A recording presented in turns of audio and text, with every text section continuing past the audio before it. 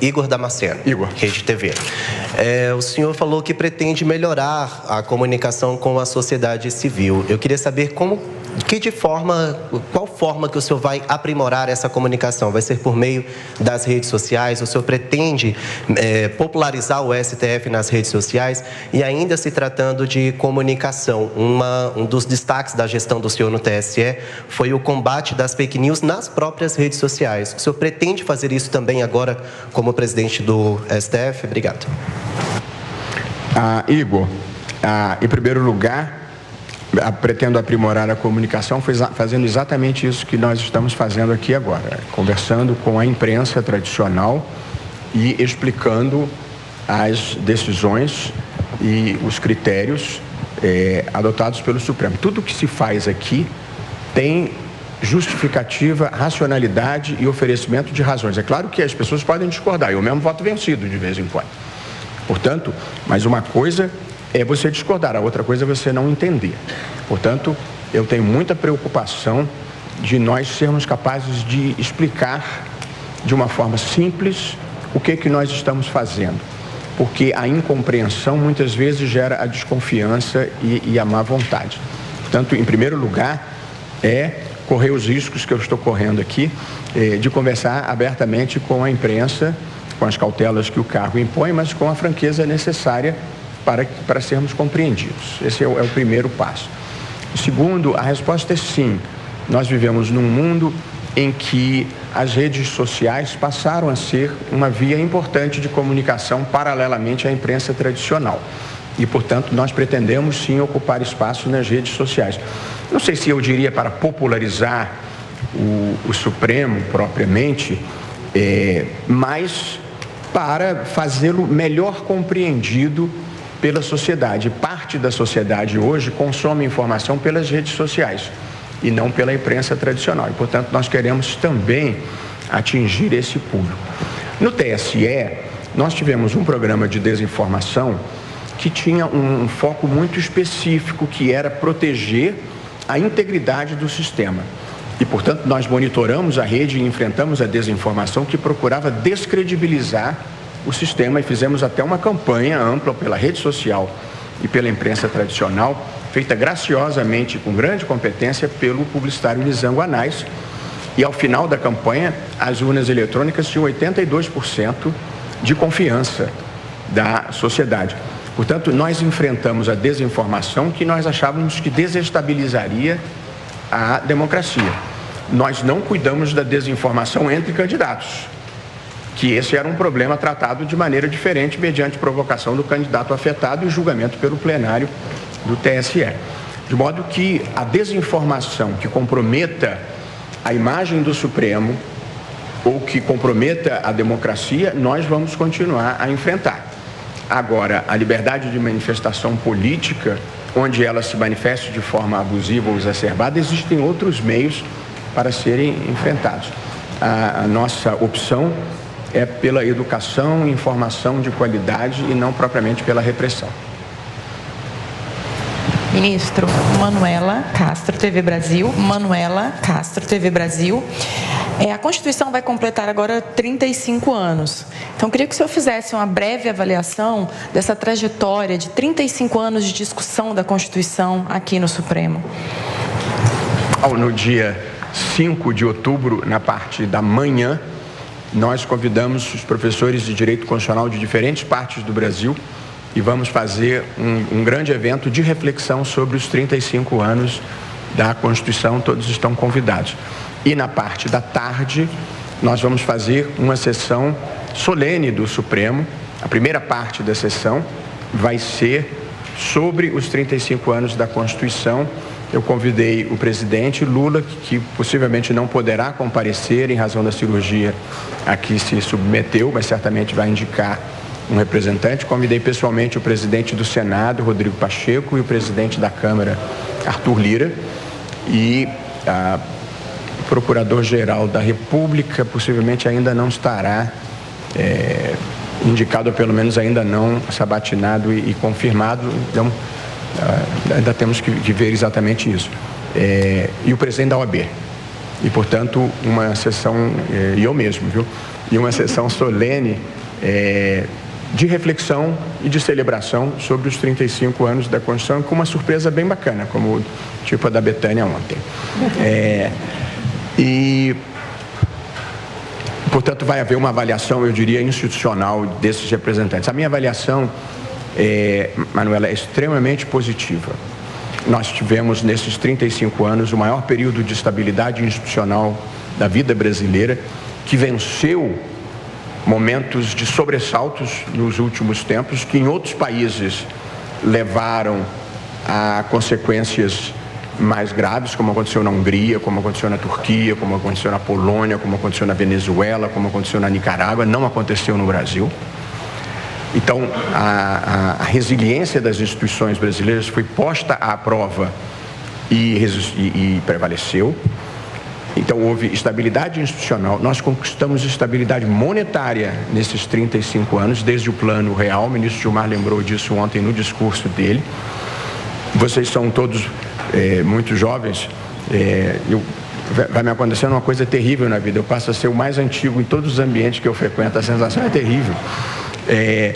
Mas eu vivi os sucessivos planos econômicos fracassados da vida brasileira. Plano Cruzado 1, Plano Cruzado 2, Plano Collor 1, Plano Collor 2, antes o Plano Verão.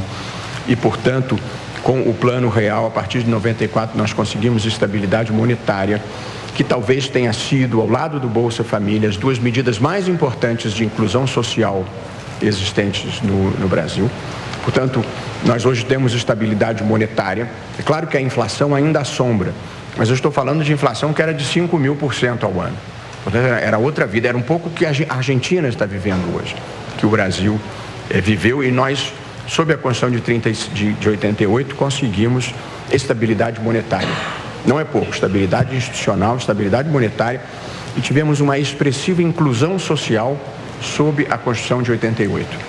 É verdade que, infelizmente, nos últimos anos de recessão econômica e baixo crescimento, houve um pouco de reversão nessa inclusão social.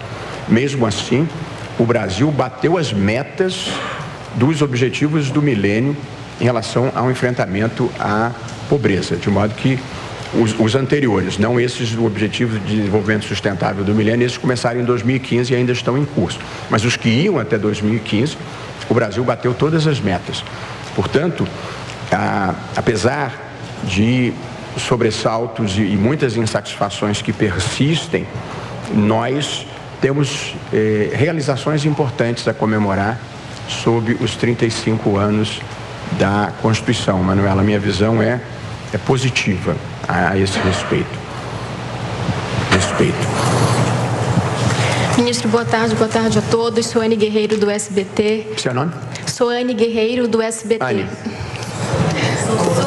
Obrigada. Soane. Sim, já tivemos juntos, tá? Isso, ministro. Primeiramente, sucesso na sua gestão. E tenho duas perguntinhas. Uma, se o senhor ainda considera, em relação a esse ponto da comunicação com a população, aquela nota explicativa ou, de repente, uma explicação do próprio relator de forma mais acessível para as pessoas. Esse é um primeiro ponto. E o outro ponto é se a questão das decisões monocráticas, se isso também deve ser motivo de alguma conversa com os demais ministros para evitar, de repente, talvez esse mecanismo em situações, em temas que envolvam aí uma grande divisão da população. Olha, já estamos trabalhando na diagramação. A partir do dia 3, nós já vamos ter informação. Hoje foi decidido isso.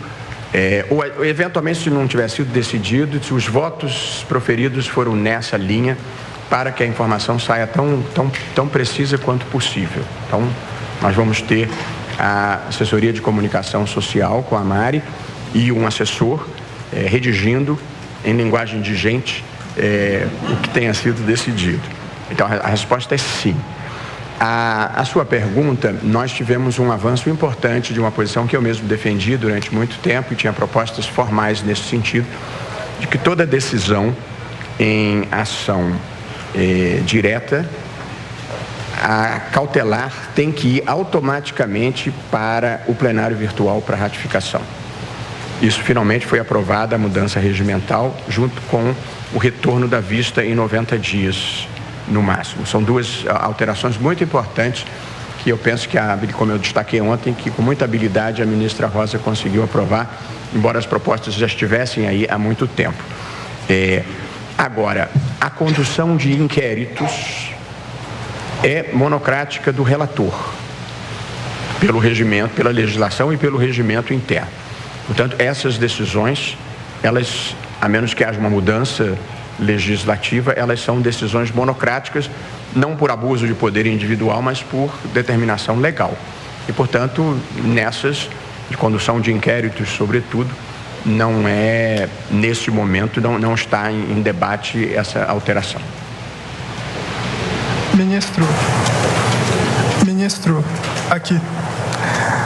Boa tarde, ministro. Boa tarde, colegas da imprensa, mesa. Parabéns pela posse ontem. O timing é perfeito, porque a minha pergunta é exatamente... Meu nome é Arthur, eu sou repórter do Jota. Minha pergunta vai exatamente no sentido das mudanças regimentais. O senhor elogiou ontem as mudanças que a gestão da ministra Rosa Weber conseguiu aprovar. Eu gostaria de saber se o senhor vê espaço para novas alterações desse gênero e, se sim, quais seriam elas? Há uma possível alteração a ser debatida, que é a volta das ações penais para as turmas. Porque as ações penais, elas tomam muito tempo do plenário. E o plenário, no geral, deve ser reservado para as ações de impacto coletivo, portanto, para os casos de repercussão geral e para as ações diretas, mais do que para as discussões individuais. As discussões de casos individuais geralmente ficam nas turmas, que são os mandados de segurança, as reclamações, os habeas corpus, e, portanto, há essa ideia de retomar o debate da volta das ações penais para as turmas, para agilizar os processos. Desde que as ações penais passaram para o plenário, nós conseguimos julgar muito poucas, porque o plenário tem outras prioridades verdadeiramente, e há riscos de prescrição e punição que se faz muitos anos depois do delito, acaba não produzindo o efeito de prevenção geral que se deseja. Portanto, essa é uma mudança à vista. Há uma outra que está em debate para ser amadurecido. Às vezes os julgamentos retardam muito por causa de embargos de declaração e por causa de agravos regimentais. Eu cogitaria de levar a conversa com os colegas, mas isso, a da ida das ações penais para as turmas, é um debate que já vem sendo amadurecido. Esse que eu vou falar agora ainda não, mas é só uma ideia, de fixar prazos também para julgamento dos embargos de declaração, que são aqueles recursos questionando omissões ou obscuridades nos julgamentos e que, no mais das vezes, não sempre, mas muito frequentemente, são apenas procrastinatórios. E então, talvez uma ideia de fixar prazos, porque às vezes os embargos de declaração voltam meses ou anos depois do julgamento e isso produz um resultado ruim. Essa é uma cogitação, vale para embargo de declaração, vale para agravo interno, que é, muitas vezes, o recurso contra uma decisão monocrática, relativamente óbvia, já reproduzindo jurisprudência, que mesmo assim retarda a finalização dos processos. Acho que são duas medidas que poderiam agilizar a baixa dos processos, o que eu considero importante, e vou levar essas ideias para conversar com os colegas. Perdão? Todos os embargos. Tem um tipo de embargos importantes que são os embargos para fins de modulação. Às vezes, se a decisão original não resolve o problema da modulação, o que é o problema da modulação? Às vezes você decide uma matéria alguns anos depois dos fatos. E se você fizer retroagir esta decisão, você produz um impacto que pode ser socialmente negativo. Então, nesses casos, você diz a decisão vai valer só daqui para frente. É essa que é a modulação. Às vezes a decisão já traz a solução para esse problema, às vezes ela não traz, e aí a parte por embargos de declaração diz, se prevalecer essa regra retroativamente, eu vou ter que demitir 1.000 funcionários. E aí o Supremo vai pesar se é melhor demitir os 1.000 funcionários ou se há um interesse social em mantê-los, para dar um exemplo.